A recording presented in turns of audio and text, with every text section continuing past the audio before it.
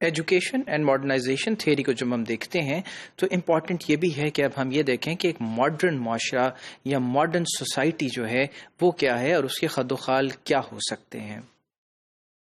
Modern society کو یہ consider کیا جاتا ہے کہ یہ ڈائنامک ہے. ڈائنامک یعنی بہت سی نئی چیزیں سامنے لے کے آتی ہیں. Exemplifying all characteristics attributed to modernity.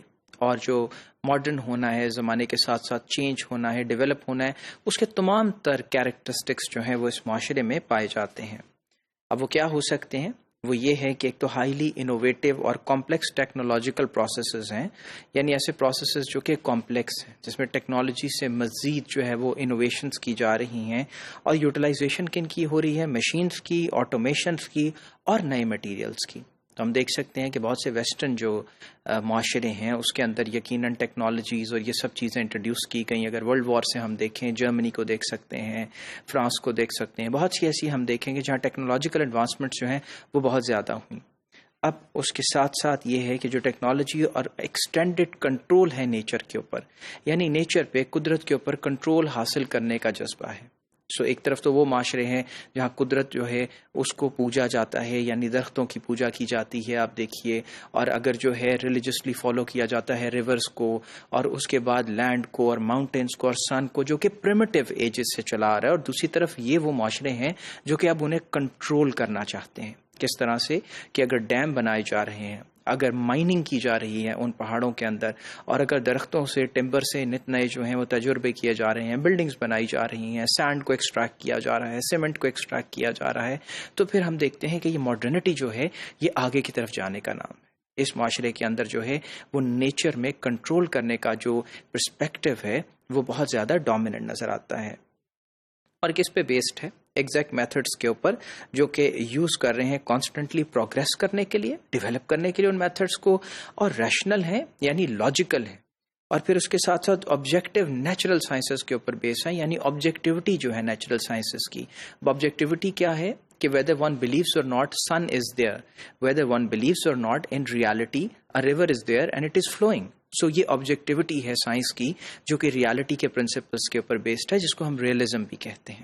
So science, technology اور قدرت پہ کنٹرول جو ہے، یہ اس کے بیسک جو ہیں وہ پرنسپلس ہیں جو کہ نظر آتے ہیں. سوسائٹی میں اب جب انڈیویجولس کی بات کریں تو یہ ہائیلی انڈیویجولائزڈ ہے. یعنی ایک طرح ہم نے دیکھا کہ کلیکٹیو معاشرے ہیں جن کے اندر تعین کر دیا جاتا ہے آپ کی ذات پات، جائے پیدائش، فیملی کی بنیاد پہ کہ آپ کیا ہیں اور کیا ترقی کر سکتے ہیں. دوسری طرف یہ ہائیلی انڈیویجولائزڈ ہیں جن کے اندر انفرادیت ہے. کسی بھی شخص کا سیلف جو ہے وہ امپورٹنٹ ہے، وہ کس طرح سے ڈیولپ کرے گا، وہ کس طرح سے بیہیو کرے گا اور کیسے اپنا مقام حاصل کرے گا معاشرے میں، یہ اس کے اپنے اوپر جو ہے وہ منحصر ہے.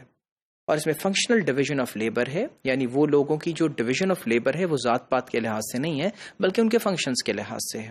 اور پھر ہائی گریڈ اسپیشلائزیشن ہے، یعنی ایک چیز اگر سامنے آتی ہے، فار انسٹنس کنسٹرکشن، تو اس میں ایک ہائیلی اسپیشلائزڈ فیلڈ بھی ہوگی.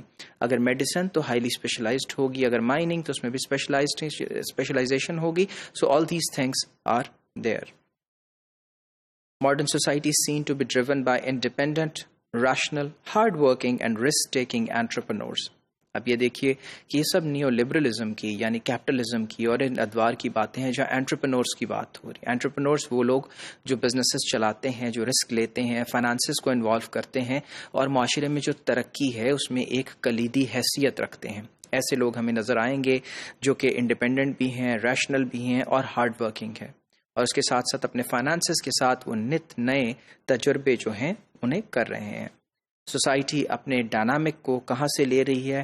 کانسٹنٹلی کرٹیسائز کرتے ہوئے اسٹیٹس کو پہ، تاکہ پروگرس ہو سکے. اسٹیٹس کو یعنی جو لوگ آپس میں برابری کی جو ہے دوڑ اس میں ہیں، اور ایک آپ سے کمتر ہے اور ایک برتر ہے، اس کو کرٹیسائز کیا جاتا ہے، جو کہ ایک طرح سے ڈیموکریسی کا ایک انگ ہے. اگر ہم دیکھیں کہ ڈیموکریسی جن معاشروں میں ہے وہاں پہ یقیناً اسٹیٹس کو جو ہے وہ کوشچن کیا جاتا ہے.